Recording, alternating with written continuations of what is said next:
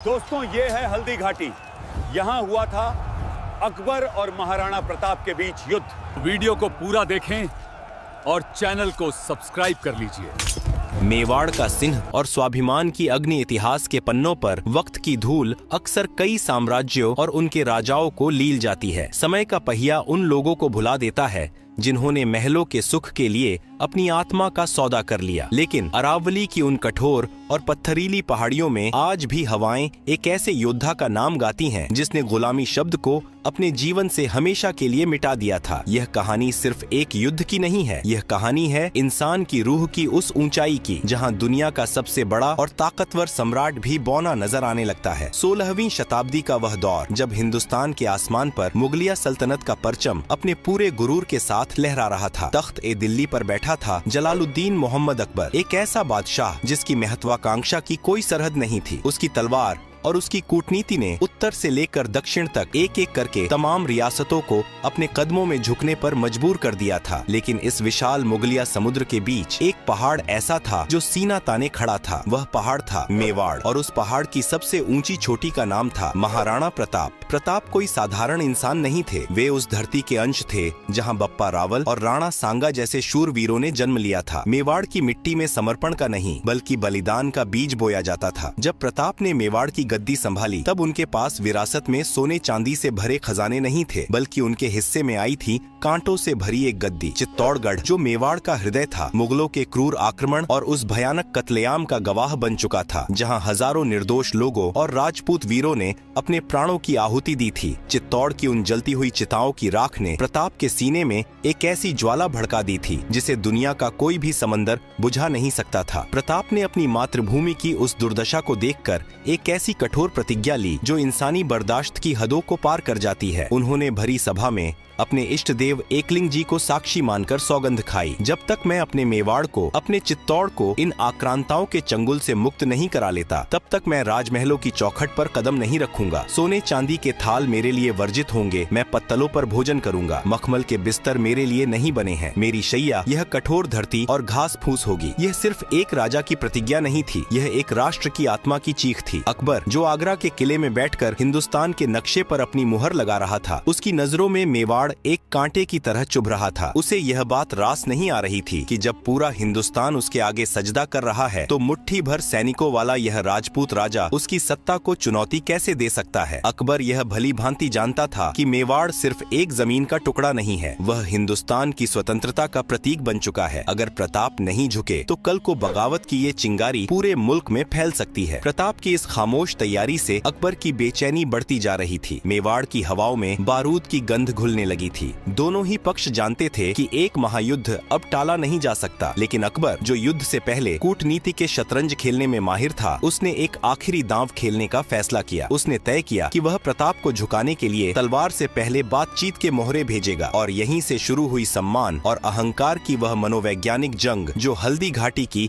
उस लाल मिट्टी की नींव रखने वाली थी। कूटनीति का अंत और रणभेरी का शंखनाद अकबर एक बेहद चतुर और दूरदर्शी शासक था। वह भली भांति जानता था कि मेवाड़ के उन दुर्गम पहाड़ों और खूंखार जंगलों में अपनी शाही सेना को झोंकना एक बहुत बड़ा जोखिम है। राजपूती खून जब उबलता है तो वह मौत को भी एक उत्सव की तरह गले लगाता है। इसलिए तलवारें म्यान से बाहर निकालने से पहले अकबर ने शब्दों और संधियों का जाल बिछाने का फैसला किया। उसने सोचा कि जो काम तोपें और हाथी नहीं कर सकते वह शायद कूटनीति के मखमली शब्दों से हो जाए। प्रताप को मुगलिया आधिपत्य स्वीकार कराने के लिए अकबर ने एक के बाद एक 4 शांति दूत मेवाड़ भेजे। इसके बाद अकबर ने अपना सबसे बड़ा और मनोवैज्ञानिक दांव खेला। उसने आमेर के कुंवर मानसिंह को अपना दूत बनाकर भेजा। मानसिंह मुगलों के सबसे खास और भरोसेमंद सिपह सालारों में से एक थे। अकबर की चाल साफ थी, एक राजपूत ही दूसरे राजपूत को समझा सकता है, या यूं कहें कि एक राजपूत ही दूसरे राजपूत के अहंकार को चुनौती दे सकता है। जब मानसिंह मेवाड़ की धरती पर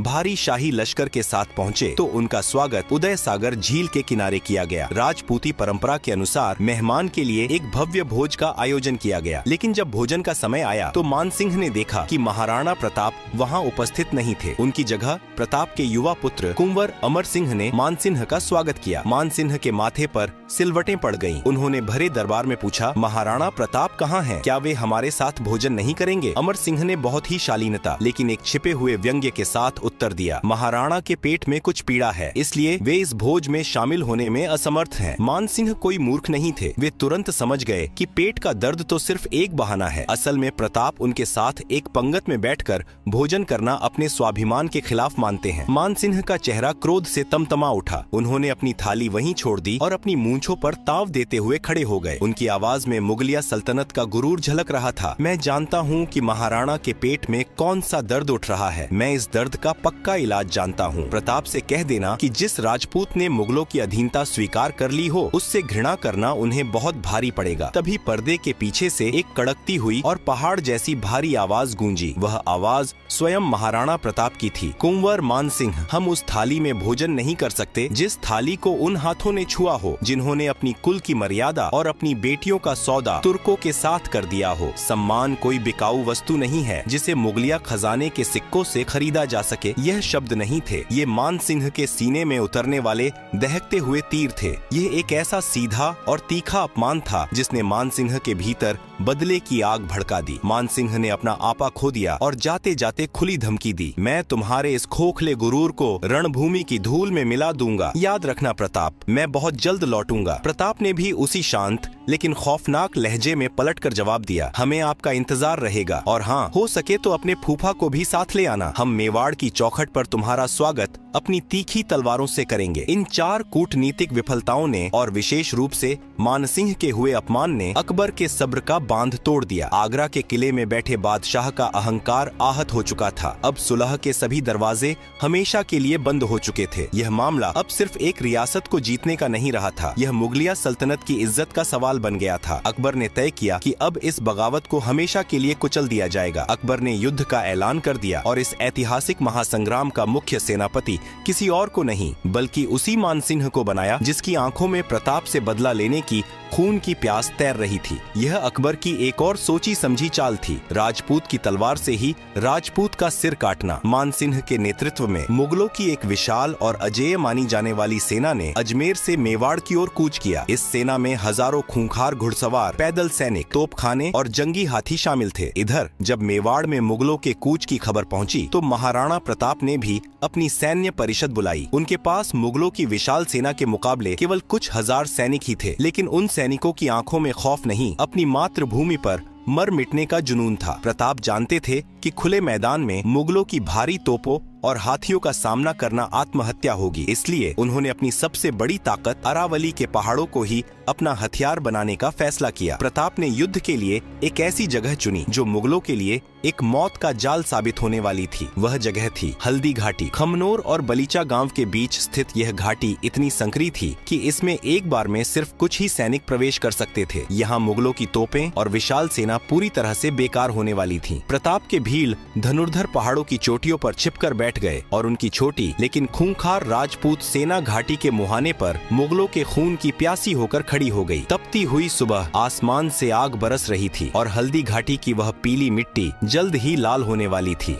यह मुट्ठी भर राजपूतों का एक आसान शिकार होगा, लेकिन वे अपने गुरूर में यह भूल गए थे कि वे एक साधारण जंगल में नहीं बल्कि मौत की मांद में घुस रहे हैं। जैसे ही मुगल सेना की अग्रिम पंक्ति घाटी के बीचों बीच पहुंची, पहाड़ों की चोटियों पर एक अजीब सी खामोशी छा गई और फिर हर हर महादेव के गगनभेदी जय घोष ने उस खामोशी के चीथड़े उड़ा दिए। अरावली के शिखरों से अचानक तीरों की वह खौफनाक बारिश शुरू हुई जिसने सूरज की रोशनी को भी ढक दिया। राणा पूंजा भील के अचूक तीरंदाजों ने मुगलों को सोचने तक का मौका नहीं दिया। भारी भरकम मुगलियां तोपें उन संकरे और ऊबड़ खाबड़ रास्तों में खिलौने की तरह बेकार पड़ी थीं। मुगलों के सीने तीरों से छलनी हो रहे थे और घाटी में मौत का खौफनाक तांडव शुरू हो गया। इसी बीच धूल के गुब्बार को चीरते हुए साक्षात महाकाल रणभूमि में उतरे। यह महाराणा प्रताप थे जो अपने अजेय अश्व चेतक पर सवार थे। भारी भाला, छाती पर भारी फौलादी कवच और हाथों में मौत का पैगाम लिए प्रताप जिधर से गुजरते मुगलों की लाशों के पहाड़ बिछ जाते। राजपूती तलवारें मुगलिया हथियारों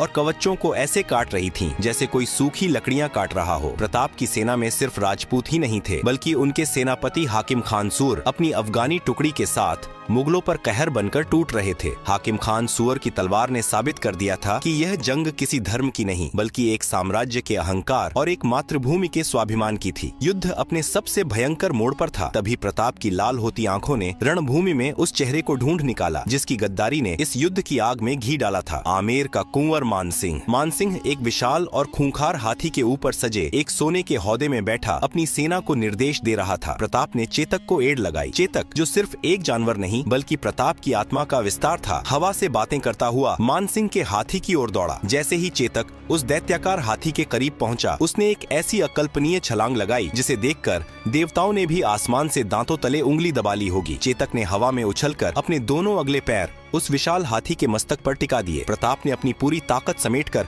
अपना भारी भाला मानसिंह की छाती का निशाना लेकर हवा में झोंक दिया। भाला आसमान चीरती हुई बिजली की गति से निकला, लेकिन मानसिंह मौत को अपने इतने करीब देखकर खौफ से हौदे के अंदर झुक गया। वह अचूक भाला हाथी के महावत को चीरता हुआ निकल गया। महावत के मरते ही हाथी पागल हो गया और चिंघाड़ता हुआ मुगलों की सेना को ही कुचलता हुआ वहाँ से भाग खड़ा हुआ। मानसिंह के भागते ही मुगल सेना का मनोबल चकनाचूर हो गया। मुगलों में भगदड़ मचने ही वाली थी कि तभी युद्ध के मैदान में एक ऐसा दानव आगे आया जिसकी परछाई भी दहशत पैदा करती थी। वह था बहलोल खान। अत्यंत लंबा, भारी भरकम फौलादी ईरानी कवच से ऊपर से नीचे तक ढका हुआ और एक ऐसे ही दैत्याकार अरबी घोड़े पर सवार। उसके हाथ में एक विशाल दोधारी तलवार थी। उसे अपनी ताकत पर इतना घमंड था कि वह सोचता था कि प्रताप को तो वह खिलौने की तरह मसल देगा। वह दहाड़ लगाता हुआ और हवा में अपनी भारी तलवार घुमाता हुआ सीधा महाराणा प्रताप की ओर लपका। उसने दूर से ही ललकारा, प्रताप, आज तेरी मौत मेरे हाथों तय है। आज मैं तेरे इस राजपूती घमंड के टुकड़े टुकड़े कर दूंगा। प्रताप की आंखों में न कोई डर था, न कोई घबराहट, बस एक सर्द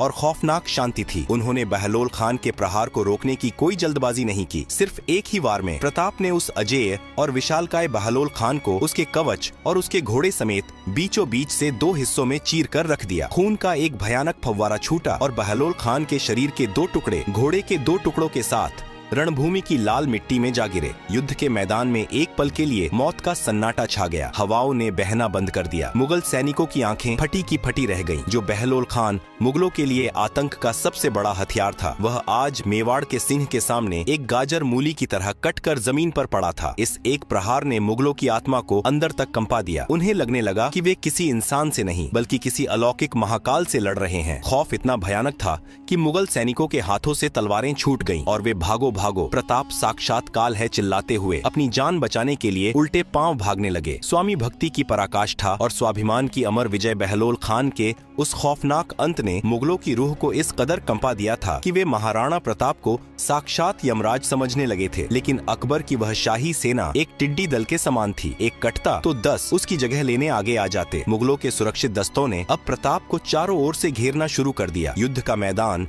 अब एक ऐसे खूनी दलदल में तब्दील हो चुका था जहां हर कदम पर लाशें बिछी थीं और हवाओं में सिर्फ चीखें और तलवारों की झंकार गूंज रही थी। इसी भयंकर मारकाट के बीच एक और त्रासदी जन्म ले रही थी। मानसिंह के हाथी पर उस अकल्पनीय प्रहार के दौरान हाथी की सूंड में बंधी उस जहरीली और भारी तलवार से चेतक का एक पिछला पैर बुरी तरह कट चुका था। मेवाड़ के उस दिव्य अश्व की नसों से रक्त की धार फूट पड़ी थी। कोई भी साधारण घोड़ा इस असहनीय पीड़ा में उसी क्षण दम तोड़ देता, लेकिन चेतक की रगों में भी तो उसी मेवाड़ का पानी बह रहा था। 3 पैरों पर होने के बावजूद वह स्वामी भक्त अश्व अपने दर्द को पी गया और अपने राणा को बचाने के लिए हवा के वेग से दुश्मनों को चीरता रहा। प्रताप के शरीर पर भी अब तक अनगिनत घाव लग चुके थे। उनका फौलादी कवच खून से लाल हो चुका था। मेवाड़ के सूर्य को इस तरह मुगलों की विशाल भीड़ के बीच घिरता देख प्रताप के एक परम निष्ठावान सरदार झालामान का राजपूती खून खौल उठा। उन्होंने समझ लिया कि अगर आज राणा को कुछ हो गया तो मेवाड़ का स्वाभिमान हमेशा के लिए अनाथ हो जाएगा। अपनी जान की परवाह किए बिना झालामान दुश्मनों की भीड़ को चीरते हुए साक्षात काल की तरह राणा के पास पहुँचे। उन्होंने बिजली की फुर्ती से महाराणा प्रताप के सिर से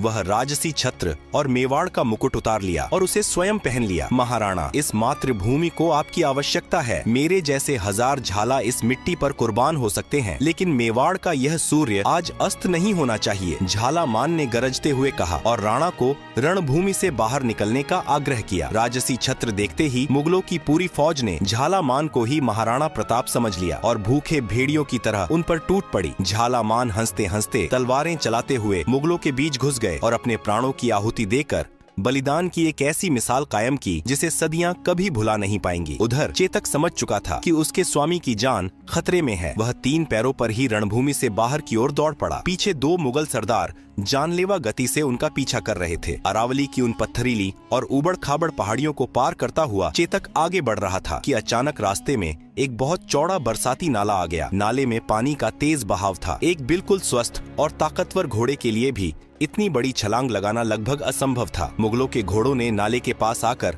अपने कदम रोक दिए, लेकिन वह चेतक था। उसने पीछे मुड़कर नहीं देखा। उसने अपने स्वामी की जान बचाने के लिए अपनी बची हुई आखिरी सांस, अपनी नसों का आखिरी कतरा और अपनी आत्मा की पूरी शक्ति बटोरी और एक ऐसी अविश्वसनीय छलांग लगाई जिसने गुरुत्वाकर्षण के हर नियम को धता बता दिया। हवा में तैरता हुआ वह दिव्य अश्व उस चौड़े नाले के पार जा गिरा। मुगलों की फटी आंखें बस उस चमत्कार को देखती रह गई। नाला पार करते ही चेतक निढाल होकर जमीन पर गिर पड़ा। उसकी सांसें उखड़ने लगी थीं। महाराणा प्रताप ने तुरंत नीचे उतरकर अपने उस मूक लेकिन सबसे सच्चे साथी का सिर अपनी गोद में रख लिया। मेवाड़ का वह फौलादी शेर जो दुनिया की किसी भी ताकत के आगे नहीं रोया, आज एक बच्चे की तरह फूट फूट कर रो रहा था। चेतक ने अपनी दर्द भरी आंखों से अपने स्वामी को आखिरी बार देखा, मानो कह रहा हो कि मैंने अपना फर्ज निभा दिया। राणा और प्रताप की बाहों में ही अपने प्राण त्याग दिए। चेतक सिर्फ एक जानवर नहीं था, वह मेवाड़ के इतिहास का वह स्वर्णिम पन्ना बन गया जिसकी पूजा आज भी हल्दी घाटी की मिट्टी में की जाती है।